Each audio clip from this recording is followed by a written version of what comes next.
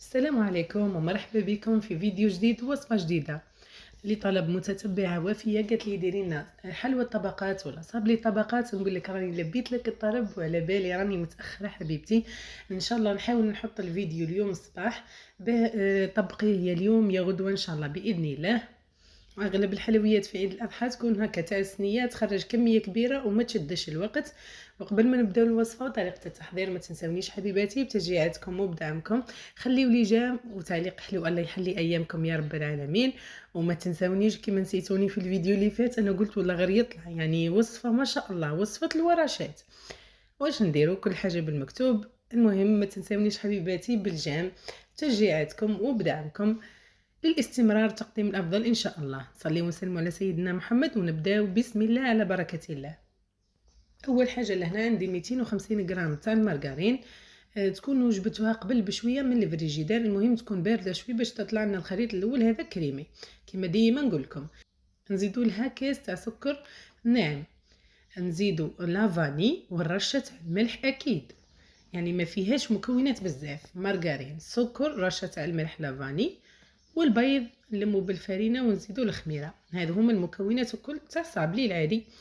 المهم اللي هنا درت 250 غرام تاع المارغرين مع الكاس تاع السكر مع الرشه تاع الملح ومغرف متوسطه تاع لافاني، وزدت لها حبه بيض الاولى. نبقى نضيف بالحبه تاع البيض هكا باش يدخلنا البيض ويتوزع مليح وما يغلبناش البياض وتجينا العجينه تاعنا مشقه ومن بعد تتكسر ولا تتفلق في الفور. نضيفو بالحبه تاع البيض بالتدريج، ندخلوها مليح بالباتور ولا بيدك عادي، تقدري تمحري في القصعه امحري بيدك. ديري المارغرين والسكر وزيدي بالبيضه حتى تكملي 4 حبات نتاع البيض. عندنا 4 حبات تاع بيض في 250 غرام نتاع المارغرين. هاني زدت لهنا البيضه الثالثه ونزيد نكمل نخلط، وكنضيفوهم البنات دفعه واحده راح يغلبنا هذاك البياض. ما يطلعناش خليط كريمي، فهمتوا؟ لهنا راني زدت البيضه الرابعه والاخيره ونبقى نخلط حتى يفتح اللون تاعو ويضاعف الحجم، تطلع هذيك المارغرين يولي خليط كريمي. دوك تشوفوا الفرق، ركزوا مليح كيفاش راه اللون نتاعها لهنا وكيفاش القوام.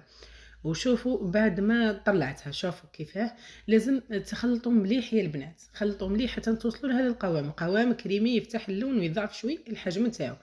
لهنا نبداو نلمو بالفرينه عادي.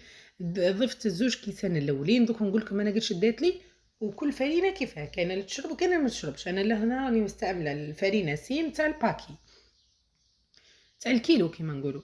لهنا ضفت قلت لكم 2 كيسان تاع الفرينه مع 2 اكياس خميره كيميائيه. راني وجدت من هي الكاس الثالث. نخلط غير باطراف الاصابع ما نلمش، غير تشوفي بلي عجينتك مازالت طريه بلا ما تكثري فيها الخلط، ضيفي الكميه نتاع الفرينه الاخرى. لهنا ضفت الكاس الثالث، نخلط غير باطراف الاصابع وصباعك يكونوا مفتوحين.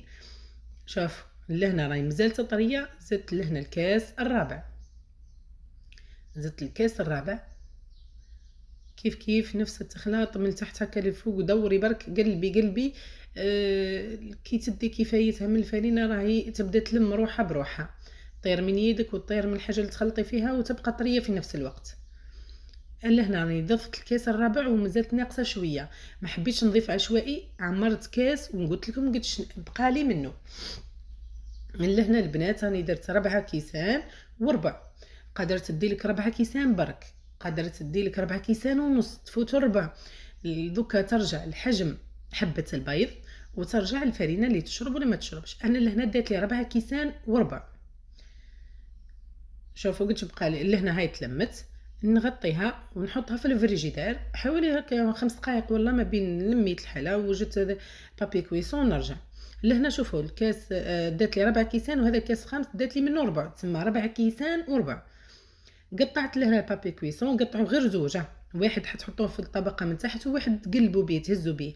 انا قلبت قطعت 3 من بعد حليت من فوق بصاشي. دوك تشوفوا كيفاه. لهنا وزنت العجينه الكليه وقسمت على 3 باش يجيوني الطبقات كل قد بعضهم. اللي ما عندهاش الميزان ديري حربوش وقسمي عينك ميزانك على 3، هذا مكان عادي طول، يعني مش شرط انك توزنيهم. لهنا البابي كويسون الاول قطعته. انايا جا هذا البابي كويسون هذا مش عريض ياسر.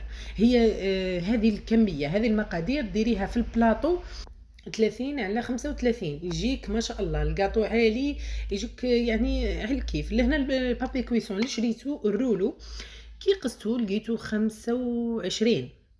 ودرت الطول انا نتحكم فيه، درت 35 25 على 35 يعني جات مليحه. بصح باش تقطعوا مربع انا لهنا 25 قطعت لي مربعات، المربع الاخر كان ناقص شويه برك، يعني كنت درت 30 على 35 يخرجوا لي المربع. دوك من بعد في التقطاع نزيد نفهمكم كيف فهمتوا. من المستحسن ديروا 30 على 35 هذه هي. او كاين بابي كويسون اللي فيه 30، انا هذا اللي شريته فيه 25. لهنا حليت الطبقه الاولى على البابي كويسون وحطيتها بهي بالبابي كويسون هذاك في البلاطو وثقبتها مليح، تقبوها بالكيردون. ونجي لهنا نجبد البابي كويسون الطرف الاخر الثاني ونحط العجينه الثانيه ونغطيها بالساشي. عليها قلت لكم راني ما استعملتش البابي كويسون الثالث هذاك، راني غطيت بالساشي باش تمشي وتجيني الحله سهله عادي. لهنا قلت لكم بعد ما ثقبتها مليح راح نحط المعجون تدي لك هذيك العلبه الصغيره وزيدي عليها شويه هكا باش تكون كميه المعجون باينه، طبقه باينه. المهم كثري المعجون بين الطبقات باش تجيك طبقه معجون. نهز هذيك العجينه هي بالبابي كويسون ونحطها فوق المعجون، فوق الطبقه الاولى اللي درنا فوقها المعجون. نحاول نضغط شويه خاصه على الاطراف، نضغط شويه باش ما يتشكلناش الهواء. شوفوا كيف هاي ثمثم دارت هذوك النبابل نثقبهم. شوفوا كي نثقبهم بشكل مائل، يعني ما نحطش هذيك الفرشيطه ولا الكيردون نوصل حتى لتحت الطبقه الثانيه. لا شوفوا كيف هاني نميل في الكيردون هذاك ونثقب فيها نهوي فيها بتتنفس. فهمتوا؟ لهنا جبت ثاني نفس البابي كويسون اللي حطيت به، هاني حطيت به هذيك العجينه الثانيه وثقبت العجينه وجيت لهنا جبت هذاك البابي كويسون حطيت العجينه الثالثه حطيت فوقها ساشي وحليت. كيف نزيد نحط الكميه الثانيه تاع المعجون. قلت لكم البنات الا تحوسوا الطبقات يبانوا ديروا اكثر من العلبه صغيره، علبه صغيره هذيك وتزيدي عليها تزيدي عليها حوالي ربع ولا هكاك. المهم تكون كميه المعجون بين طبقات مليحه باش تبان طبقه تاع المعجون وتجينا باينه ومشربه. نزيد نهزها بالعجينه هي بالبابي كويسون ونحطها كيما هكا باش تساعدنا، ونحاول نضغط على الاطراف بما يخرج لناش هذاك المعجون. لهنا انا لقيت جهه زايده طببت بها هذا، سكرت هذه الجهه هذه اللي منا ونثقب ثاني كيف من بعد ما تتفلقش البنات وما تتشققش. نثقبها من المستحسن بالكاردون خير من بالفرشيطه، ونحطها في الفرن اللي مسخن على 180 درجه ربع ساعه من قبل في الرف الوسطاني. كي تحمر لنا ونشوف الاطراف بلي حماروا نولي نهبط هذاك البلاطو لتحت ونشعل من فوق باش تطيب لنا الطبقه الوسطانيه، ما تبقى لناش عجين في الوسط وتجينا يعني طبقات كل طالعين وطايبين ما يجيوش معجنين. كي نخرجوها نخليوها تبرد مليح باش كي نقلبوها ما تكسرناش. ونولي نحط بلاطو ولا صينيه ولا طبسي كبير. انا حطيت هذيك اللي نقطعوا عليها اللوحه اللي نقطعوا عليها ونقلب البلاطو. ندير شيكولا من السطح هذا المستوي. ذوبت انايا حوالي 250 غرام هكاك، زوج مرصوات ونص نتاع شيكولا بالحليب دادا بالحليب، وزدت لها مغرف معمره نتاع الزيت وزدت عليها مغرف واحده اخرى مش معمره، يعني واحده معمره قد تاع الزيت والاخرى تقريبا هذيك المغرف تاع الديسير. كي خلطت لقيتها مازالت ثقيله زدت لها مغرف تاع الديسير متوسطه.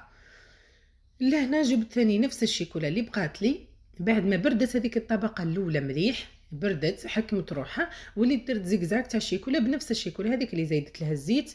ندير زيكزاك تاع الشيكولا نزيد نخليها تنشف. البنات ما تخليوهاش تنشف في الفريجيدير ولا حطها في بلاصه بارده في الكليماتيزور. انا في الكليماتيزور حطيتها في الشومبرا فيها كليماتيزور زدت له شويه هكا باش تبرد في غرضها وما تجينيش منديه ولا تتشقق لك كي تعودي تتكسر لك كي تعودي تقطعي فيها. وكانت تنشفيها في الفريجيدير ما تحطوهاش في الفريجيدير.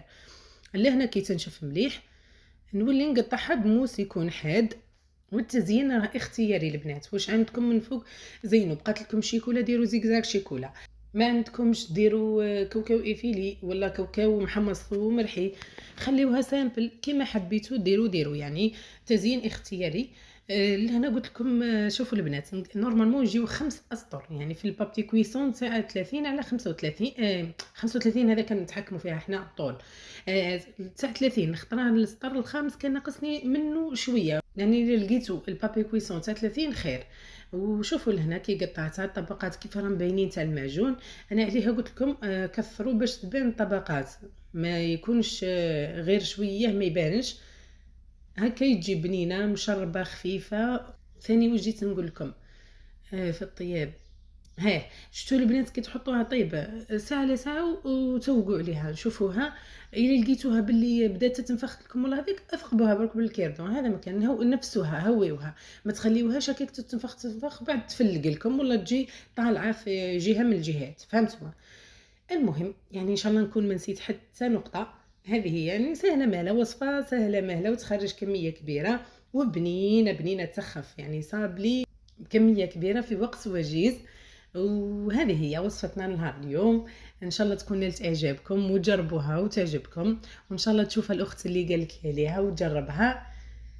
هذه هي دوكا نقسمها معاك محبة وتشوفوا كيفاش تجي ما شاء الله، شوفوا غير تقيسيها تتفتت، ودوكا ثاني كي نضغط عليها تشوفوا غير نحط عليها صبعي تتفتت، يعني تجي ما شاء الله بنة خفة، غير جربوها عينيكم مغمضين. هذه هي وصفتنا لنهار اليوم، نقول لكم مع السلامة في وصفة قادمة إن شاء الله.